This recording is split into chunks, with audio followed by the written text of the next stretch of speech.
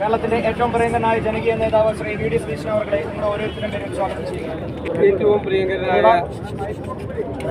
അധ്യക്ഷൻ KSU president Shri Aloysius Xavier, പ്രിയപ്പെട്ട KSU ഭാരവാഹികളെ, ഈ അവകാശ പത്രികാ മാർച്ചിൽ പങ്കെടുക്കുന്ന KSUവിൻ്റെ പോരാളികളെ, നിങ്ങളെ എല്ലാവരെയും ഞാൻ കൃത്യമായി അഭിവാദ്യം ചെയ്യുകയാണ്.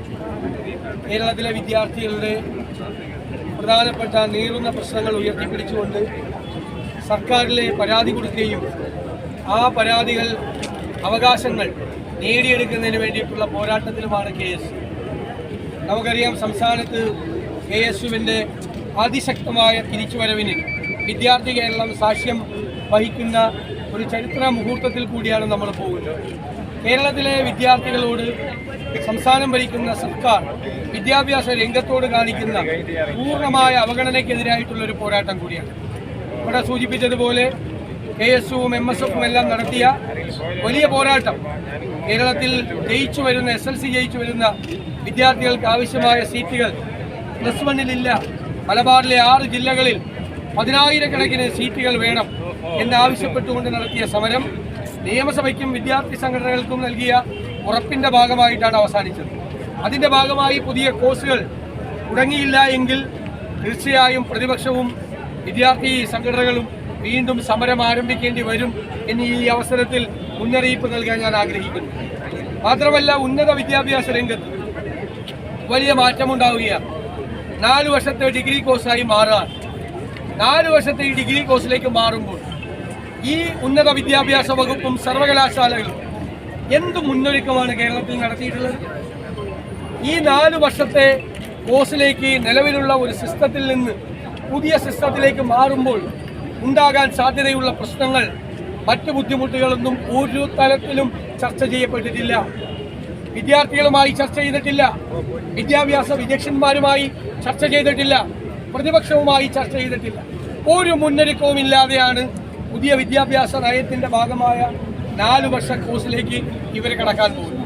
ഇവിടെ KSU പ്രസിഡന്റ് സൂചിപ്പിച്ചതുപോലെ നിരവധിയായ സർക്കാർ കോളേജുകളിൽ പ്രിൻസിപ്പൽമാരിൽ കേരളത്തിലെ ഏകദേശം എല്ലാ സർവകലാശാലകളിലും ഇൻചാർജ് ഭരണമാണ്. വൈസ് ചാൻസലർമാർ ഭരണം ഇല്ല. സർക്കാരും ഗവർണറും തമ്മിലുള്ള വഴക്കിനിടയിൽ കേരളത്തിലെ സർവകലാശാലകളിൽ വൈസ് ചാൻസലർമാരില്ലാത്ത ഇൻചാർജ് ഭരണം നടക്കുന്ന ഇതുപോലെ ഒരു കാലവും കേരളത്തിൽ ഉണ്ടായിട്ടില്ല. നിങ്ങൾ മനസ്സിലാക്കണം, ഉന്നത വിദ്യാഭ്യാസ രംഗത്ത് നിന്ന് 10,000-കണക്കിന് വിദ്യാർത്ഥികൾ കേരളം വിട്ടുപോകുന്ന ഒരു കാലത്താണ് ഉന്നത വിദ്യാഭ്യാസ രംഗം ഇത്രമാത്രയും അലങ്കോലപ്പെട്ടിരിക്കുന്നത്. ഖാദർ കമ്മീഷന്റെ പേരിൽ പൊതുവിദ്യാഭ്യാസം, ഹയർ സെക്കൻഡറിയും പൊതുവിദ്യാഭ്യാസവും KSCA എന്നുള്ള CPM സംഘടനയുടെ ആവശ്യപ്രകാരം ഏകീകരിക്കാനുള്ള ശ്രമവും ഇതുപോലെ തന്നെ ഒരു തയ്യാറെടുപ്പുകൾ ഒന്നും കൂടാതെ ചെയ്തിരിക്കുക. കരിക്കുലം, പാഠ്യപദ്ധതി തയ്യാറാക്കുന്നത് എങ്ങനെയാണെന്ന് അതിൻ്റെ പുസ്തകം പോലെ ഇറക്കാതെയാണ് അധ്യാപകർക്ക് ട്രെയിനിങ് കൊടുത്തിരിക്കുന്നത്. അങ്ങനെ അക്കാഡമിക്കായിട്ടുള്ള കാര്യങ്ങളിലൊന്നും ഒരു ശ്രദ്ധയും കൊടുക്കാതെയുള്ള സമീപനമാണ്. ആകെ ഗവൺമെൻറ് ചെയ്യുന്നത് എല്ലാ ക്യാമ്പസുകളിലും ഇരുണ്ട മുറികൾ, എതിരാളികളെ തല്ലി ചതയ്ക്കാനുള്ള ഇരുണ്ട മുറികൾ, ഡാർക്ക് റൂം നടത്തുന്ന SFIക്ക് എല്ലാത്തിനും കുടപിടിച്ചു കൊടുക്കുകയാണ്. അവർക്ക് അധ്യാപകന്റെ കരണത്തടിക്കാം, വിദ്യാർത്ഥി നേതാക്കളെ ഇരുണ്ട മുറിയിൽ കൊണ്ടുപോയി മർദ്ദിക്കാം, അവർക്കൊരു കുഴപ്പവുമില്ല. പ്രിൻസിപ്പലിന്റെ കസേര കത്തിക്കാം, പ്രിൻസിപ്പലിനെ അന്ത്യോപചാരം അർപ്പിക്കാം, അധ്യാപകരെ അപമാനിക്കാം. SFI നേതാവ് പരസ്യമായി നിന്ന് പ്രിൻസിപ്പലിന്റെയും അധ്യാപകരുടെയും കാല് രണ്ടും കൊത്തിയെടുക്കും എന്ന് പ്രസംഗിക്കുക, അധ്യാപകന്റെ നെഞ്ചത്ത് അടുപ്പ് കൂട്ടുമെന്ന് പറയുക. അവർക്കെല്ലാം കുട പിടിച്ചു കൊടുക്കുന്ന ഗവൺമെന്റായി, നാണം കെട്ട സർക്കാരായി ഈ പിണറായി സർക്കാർ മാറിയിരിക്കുക. വിദ്യാഭ്യാസ രംഗത്ത് ഉണ്ടാകുന്ന ഈ മോശമായ പ്രവണതകൾക്കെതിരായിട്ടുള്ള ഉജ്ജ്വലമായ പോരാട്ടത്തിന്റെ മുൻനിരയിൽ KSU ഉണ്ടാകും എന്നെനിക്ക് ഉറച്ച വിശ്വാസമുണ്ട്.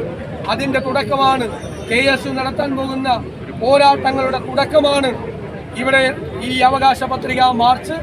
തീർച്ചയായും നിങ്ങൾ പറയുന്ന വിദ്യാർത്ഥികളുടെ അവകാശങ്ങൾ, കൺസെഷൻ ഉൾപ്പെടെയുള്ള കാര്യങ്ങൾക്കുള്ള അവകാശങ്ങൾ നേടിയെടുക്കാൻ വേണ്ടിയിട്ടുള്ള നിങ്ങളുടെ പോരാട്ടത്തിൻ്റെ ഒപ്പം ഞങ്ങളും ഉണ്ടാകുമെന്ന് മാത്രം വിനയപുരുഷനം പറഞ്ഞുകൊണ്ട് നിങ്ങളുടെ എല്ലാവരുടെയും അനുവാദത്തോടെ ഈ അവകാശ പത്രികാ മാർച്ച് ഉദ്ഘാടനം ചെയ്തതായി അറിയിക്കുന്നു. നന്ദി.